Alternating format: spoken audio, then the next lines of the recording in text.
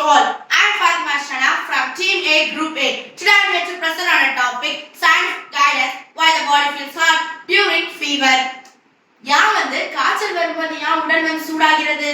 நம்ம உடல்ல உள்ள நோய் எதிர்ப்பு வேலை செய்ய தொடங்கும் போது நம்ம உடல்ல உள்ள கிருமிகளான வைரஸ், பாக்டீரியா போன்றவை நுழையும் போது நம்ம உடல்ல நோய் எதிர்ப்பு அமைப்பு சில ரசாயனங்களை வெளியிடுது.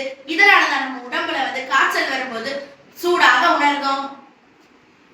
நீங்க சொன்னீங்க நோய் எதிர்ப்பு அமைப்பு சில ரசாயனத்தை வெளியிடுது. நம்ம உடம்புல பாக்டீரியா, ஃபங்கஸ், வைரஸ் எல்லாம் போன்றதான் காய்ச்சல் வருது. அந்த நோய் எதிர்ப்பு அமைப்பு சில ரசாயனத்தை வெளியிடுது. அந்த ரசாயனம் நம்ம உடம்புல எந்த பகுதியை தூண்டும், நம்ம உடம்புல எந்த ஒரு செயல்பாடுமே நடந்தாலும் ஒரு பகுதியை சார்ந்து இருக்கும்.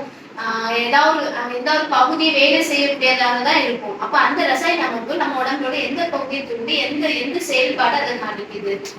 நோய் எதிர்ப்பு அமைப்பு சில ரசாயனங்களை வெளியிடும் போது எந்த பகுதியை தூண்டுதுன்னா நம்ம மூளையில உள்ள ஒரு சிறிய பகுதியான ஹைபோதலாமஸ் என்ற பகுதியை தான் தூண்டுது. ஹைபோதலாமஸ்னா நம்ம மூளையில உள்ள ஒரு சிறிய பகுதி. அதுதான் நம்ம உடல்ல உள்ள வெப்பநிலையை கட்டுப்படுத்தி அதை உயர்த்தி கிருமிகளை பலவீனமாக்கி நம்ம உடலை பலவீனமாக்கி அதை வலுவாக செயல்படுத்தும். காய்ச்சல் என்பது நம்ம உடல்ல உள்ள வெப்பத்தை அதிகரிக்க தூண்டுது. பொதுவா நோய் எதிர்ப்பு சக்தி அதிகரிக்கும் போது நம்ம உடல் வெப்பநிலை உயரும். ஹைபோதலாமஸ் தான் இதுல முக்கியமா செயல்படுகிறது. ஹைபோதலாமஸ் என்பது நம்ம உடல்ல உள்ள வெப்பத்தை அதிகரிக்கும். அது மட்டும் இல்லாம நம்ம உடல்ல உள்ள பசி, தாகம், உடல்ல உள்ள ஹார்மோன் சேஞ்சஸ் இது எல்லாத்தையும் அதான் கட்டுப்படுத்திட்டு வருது. ஹைபோதலாமஸ் நம்ம காய்ச்சல் வரும்போது ஹைபோதலாமஸ் தான் நம்ம உடல்ல உள்ள தெர்மோஸ்டாட்டை உயர்த்தி அதை கட்டுப்படுத்திட்டு வருது.